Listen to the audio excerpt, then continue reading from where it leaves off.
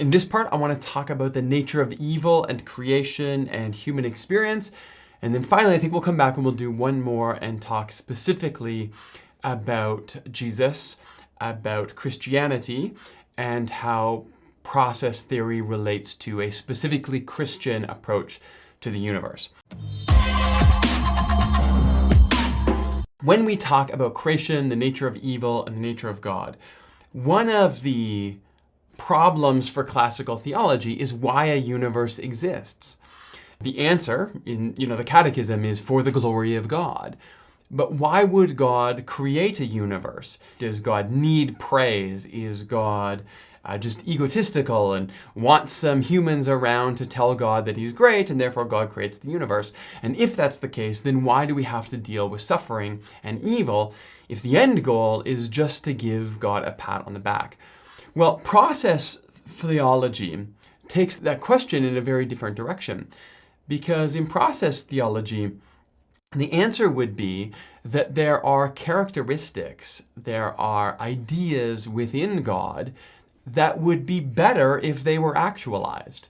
There is responsive love within God, there is community with God, there is relationship within God, and those things would be better if they existed somewhere in reality, if they evolved through a process and came to take up more of existence. And so the universe is God putting into place a creation and a mechanism through which more of the goodness of God can take up space, if I can use that term, in the universe. So that's the first reason. That's why God creates. It's not because God is greedy. It's not because God is just needing a pat on the back. It's because God wants more of God, more of God's identity to take up space in existence. And so a universe is created, and then that universe is drawn along through influence to lead toward the possibility of more good in existence. So what do we do then with evil? Well, in classical theology, there's sort of two ways you can address this. And of course, there's lots of nuance to this, and there's lots of ways it gets articulated, but it really boils down to one of two answers. Either you say evil doesn't really exist. There is only the appearance of evil. But what really exists is goodness that looks like suffering, that looks like evil, but through which God's purposes are going to be completed. So suffering is a way that God shapes you, informs you, and informs your character to be more in line with the morals of God. Bad things that happen to good people, suffering in the universe, even sin, is there for God's glory. At the extreme expression of that, you would say even sin that is punished shows the glory of God. Hell shows the glory of God. Salvation shows the glory and the mercy of God, that God chooses to save some. But ultimately, there is not really evil. There is only the appearance of evil, because all of it is there because God ordained it, God sustains it, God makes it to happen, and it is all for God's glory. The other option is to say, well, God has created free will. And that is part of God's love, that God has created the possibility that God's creation could choose to be separate from God, and that the choice to be in communion with God is, again, for God's glory, but that is the ultimate good. And so giving the possibility for evil is ultimately part of God's love for the universe, parts of God's gift to the universe to allow free will. In the process way of thinking, you have a similar kind of reality where you say evil is ultimately attributed to God because God created the universe. And the universe inherently is relational. So God is responsible for evil because God brought the universe into existence. But the nature of existence is interdependence, and the nature of existence is this ability to have creative self-expression in the world, and that means that there is the possibility to choose evil, to move away from God, to create, Whitehead likes to use this phrase, discord. discord between created things, discord between creation and God. And that causes God pain in God's contingent self. And that itself is sin, and that itself is evil. So God did create evil, but God is not responsible for evil the way that a Calvinist might see it. God is not even using that evil necessarily for good. God sees the possibility of more of God's character, more of God's goodness in existence. But inherent in that possibility of what the ultimate good is, which is a universe filled with more of God's goodness, comes the creative expression that can move in a different direction. Now, God is the most consequential, influential force in the universe, and so God is ultimately drawing everything towards God. So the movement over the long haul can still be toward God, and this is what God is drawing out of the experience of the universe. Now again, process theologians obviously are not taking Genesis literally. They take it very seriously as a formative myth that helps us understand how the universe came to be, how our ability to move toward or away from God came to be. But they are seeing the universe in terms of its creation, at the Big Bang, if you want to call it that. All of that is God is drawing goodness out of it in relationship with atoms and molecules and gravity and magnetism and the relationship between all those particles. God is drawing that toward life. And then from that life, God is drawing that influentially, not in a controlling way, but drawing that towards self-expression, self-identity, self-awareness, and ultimately communion with its creator.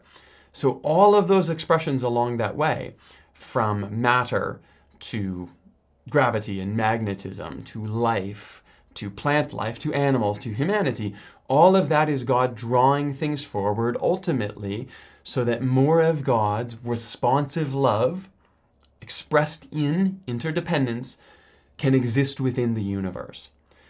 And so process theologians don't have a problem with saying God is responsible for evil in the sense of creating the conditions where we can choose what is not good for ourselves, what is not good for the people around us, what is not good for God's creation. But ultimately, God wants all of creation to express responsive love the way that God does. And in that sense, the question kind of shifts. It's not really a question of theodicy. Why does God allow bad things to happen? For process theologians, that evolutionary process is simply part of what it means to exist in the universe. And we find ourselves at a particular point looking at, the evolution of the human species. But the process theologian is looking at the whole experience of creation and that evolutionary process of being interdependent and interconnected with everything around you and ultimately with all of creation. And so their question is, how is that long story from the moment of the founding of the universe through to my brief moment in time where I exist aware of myself, to wherever the future will take all of creation in God's continual drawing and guiding and influencing, how does all of that process express the goodness of God? And how does that lead to more of the character of God in existence rather than that only existing as potential within the mind or within the person of God? Ultimately, we are getting to more responsive love, more goodness, more expression of interdependent love in existence than there was at one point. And this is where you could bring in a thinker like Teilhard de Chardin, because he talks about the idea that ultimately what God is doing is creating a mate or a partner for God's self, and that all of creation is evolving towards self-awareness. We exist at a particular moment where I have self-awareness and I have awareness of you, and as human beings, we have that awareness. But Chardin speculates about an evolutionary process that will come to include every matter of the universe, every matter of existence, every atom that exists being drawn into some conscious awareness of its interdependence and its responsive love in relationship to this God who has created the world. And so we live within a moment of that, but it's that whole process that is leading towards God's good. So from a theodicy perspective, it's the question of, why does bad exist? Well, it exists because it is part of that evolutionary process of either all of creation or in the microcosm of your life, learning to understand what it means to express goodness in the world. Whitehead has this language of triviality. Triviality is not good. I think he even goes as far as to say triviality is evil. So purpose, significance, expression of self-determined creativity that points in a positive direction toward the enjoyment of existence, that in itself is good. Triviality is evil. So therefore, when God creates, God needs to, or God wants to, slowly pull every bit of existence away from triviality and towards something that matters, which is responsive love expressed in relationship with each other. And so again, process theologians answer this differently. They are comfortable saying that God is responsible for evil, but God is not culpable for evil because it is simply a function of existing in interdependence with each other and with all things. This is also why process theologians tend to be quite ecological in their theology, because if that whole process involves more than just me as an individual, remember in process thought, I only exist as an individual in that unique, split, emergent moment where an actual event occurs in history. I, as a person, am a society of individual Jeremies that are in relationship together through all the past, creating who I am today and who I will be tomorrow. But that evolutionary process is not just me, Jeremy, and my identity, it's all of creation. And so process thought and process theology tends to take very seriously the creation of the world, the care of the world for plant life around us, and even our relationship with animals. And I'm not necessarily a process theologian. I think a lot of these ideas are interesting, but I am influenced by that, even in some of my choices. I'm a vegetarian. Don't worry, I'm not holding that against anyone else. That's my personal convictions. But part of that is because I want to live in a way that is as interdependent and positive and peaceful with everything around me that I can be. And so understanding that the animals around me are evolving towards God's goodness and is part of that long, slow process of God drawing all things toward God's self means that I want to live at peace with them. And not all process theologians are vegetarians. That's not really my point here. But I am trying to help you understand that for process thought, the goodness of God, the love of God, the responsive love of God, and the influential presence of God in the universe is not just with human beings. It is with all creation. And in that sense, if we can kind of go back to the philosophy of process thought here, this is why a lot of process theologians are what we might call panentheists.